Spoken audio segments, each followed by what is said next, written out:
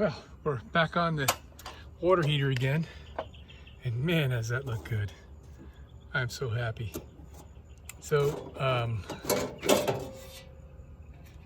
the water heater is fully installed inside the bus with the clamping screws that are pushing it down and to the rear, and it is absolutely, it doesn't budge. It's completely solid here.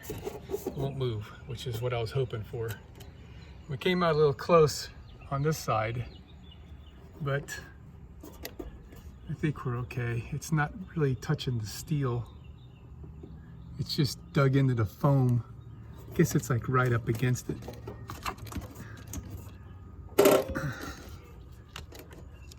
Bending it a little bit. That's better. All right, so you can see how crooked the side of the bus is now, where we're just about flush here, and what is that, almost like 3/4 of an inch, 7/8 maybe. And it looks to be a little bit more pronounced on this side, and that's why I had to customize this thing with that brass strip soldered on there. So now when we put this in there one-handed, it slips right in.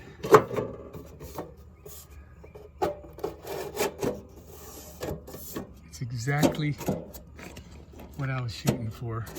So now I'm going to go ahead and mark. You know what? I'll go ahead and mark these holes while I'm here, but I want to put double the number of screws in here.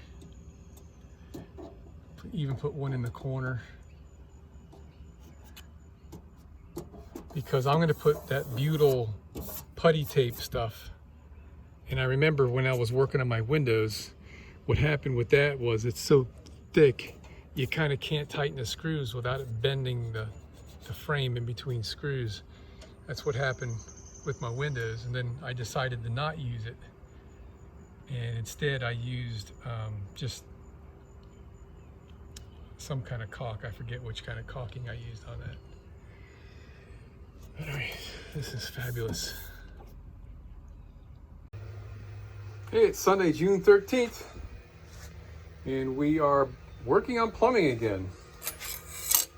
So the great challenge of the tube sleeves has been resolved, I'm quite certain. I got a whole package full of these things I bought from Home Depot, and they're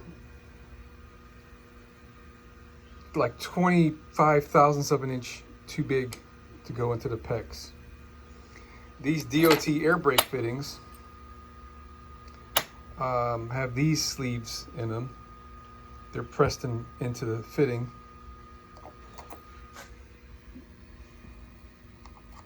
Like that. And you just, I use a little punch here and tap it, and it knocks it right out. They too are also too big. The only place to get the right size sleeve is from Lowe's. On the product line that they sell, their sleeves measure, I forget the number. Let me get my caliper here. 0.345-ish. And that fits right inside the pecs, and they work perfectly. But the standard for half-inch compression is about 375, and that's also the size of the air brake, 370 here. Okay, 370. Stand corrected. And if you can force that inside the pecs, but then the ferrule won't go over the outside. So I made this tool today. I don't know, just one of those epiphany things. And I drilled and then bored out the inside to be just the right size This is the sleeve from one of those Lowe's products, and it's exactly the size. It's a snug fit. And then this tool here fits inside.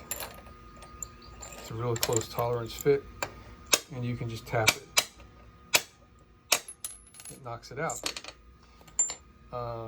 This one was one of the sleeves I bought from Home Depot that measured 370, 375, which is basically, it's 3/8 of an inch on the outside diameter. That won't fit inside the pegs. So I put it in line with this and stuck it in a vise and mashed it in there. And after it's all said and done, it just comes right out. You don't even have to, well, I guess you kind of have to get started here, but it just comes right out. And it's about 0.02 of an inch smaller than what I was shooting for, which is close enough for me. So now I'm going to go get the package of the rest of these and go ahead and do my thing to them, and I'll show you how it goes. Well, I misspoke. I got all these from McMaster Carve, and I really thought this was going to crush when I did this, because it seems like it's really tight and it's not going to go, but let's give it a shot here. There it is. Tight.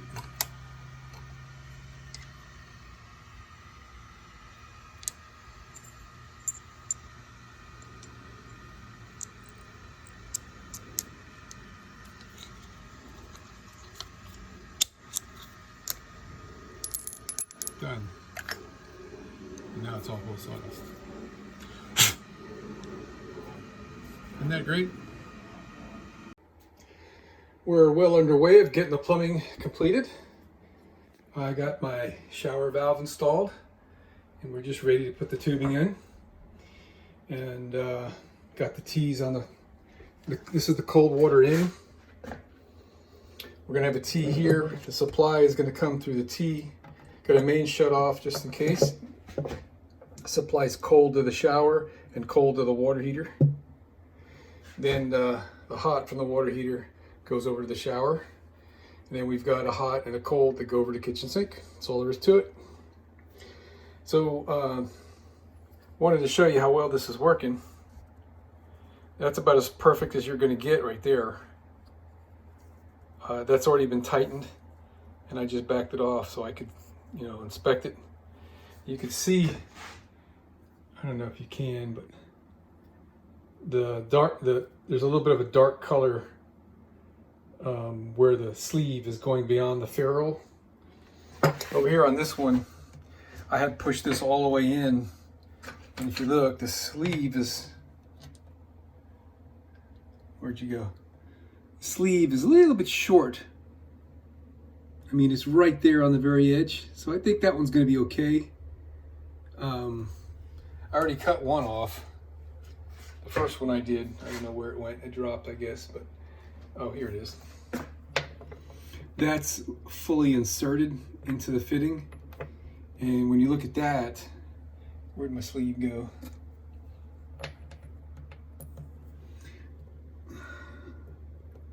Sleeve is shorter than where the ferrule sits, and you can see this side right there, it looks like it's compressed further because there was nothing to support the tube on the inside in that spot. I mean, I'm sure that would seal perfectly fine, but I'm shooting for somewhere between this and that. And it's a little tough to do because before the crimp starts, the tube slides in and out real easy. So, but this is fantastic. This is really looking great, man. So that's gonna go right there,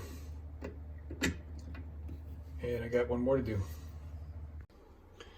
Check it out, man. I don't know why I didn't do this from the very beginning, but these are the original sleeves that came with the DOT air brake fittings. I just put those through the little squeeze tool that I made, and watch how beautiful this works, man. put the nut and the ferrule on the hose, and it slips right in there, all the way up, all the way in there, and then you tighten the nut. Airtight. You gotta tighten it to crush the ferrule, but these all have to be disconnected because the outside mounting ring for that attaches the water heater to the skin of the bus still needs it to have the putty tape put around the whole perimeter. So yeah, all this is going to have to come off, slide the water heater out a few inches to do that, and push it back in, and that'll be the final install on the water heater. But we got it all coming along pretty good. Got my pump, that's for my recirculating shower. It's in place. I haven't screwed it down because I'm not exactly sure where I'm going to put it, but it's more or less in its place. There's need to leave a little bit of space in the back for the to disconnect that fitting if I ever need to. I guess I'll never need to. So I guess I'll push it back a little bit. And this guy here is going to point straight up, and the hose is going to go up and down into the corner, straight down. That's the suction line right there. I've got my electric wires in place to run the pump. The hose valve is all in there. I just need to put the other piece of hose from here up to there. And I'm just using garden hose on that because that's pretty low pressure stuff and it's not going to be real hot. I could have just actually used that for the whole thing, I think, but PEX is a better quality stuff. So there's the hose I'm using right there. It's RV supply line hose, and it works great. It's a very high quality hose. I like it. The clamps I'm using are these from McMaster's car. They're fabulous. Looks like it's W286 066. It's the only number on the back. They're really, really heavy duty. And when you put this on the hose where the hose barb is, I can't even squeeze this with my hand. It's so tight you can't move the hose, can't turn it or nothing. It's like clamped. And the beauty of those things is they continually tighten no matter, you know, if the hose yields a little bit over time, it just stays tight. So I'm not worried about those leaking at all. All right, so our hot and cold lines are run. We had to take the refrigerator out in order to get the hoses to go through there. But the hot one is on the top, like it is here. And it goes behind the fridge, right there. Across, comes out here.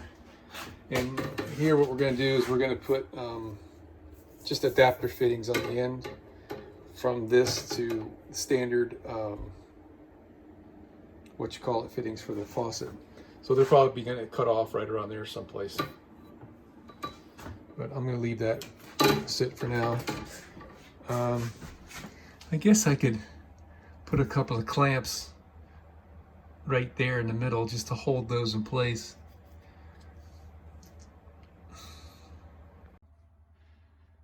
All right, I'll take care of that. So that ain't gonna move anywhere. Well, I did the same thing as this back there behind the fridge, just to hold everything in place. So I think we're gonna put these drawers back in, and I don't know, man. I think that's gonna be it for today. Gotta go to work tomorrow.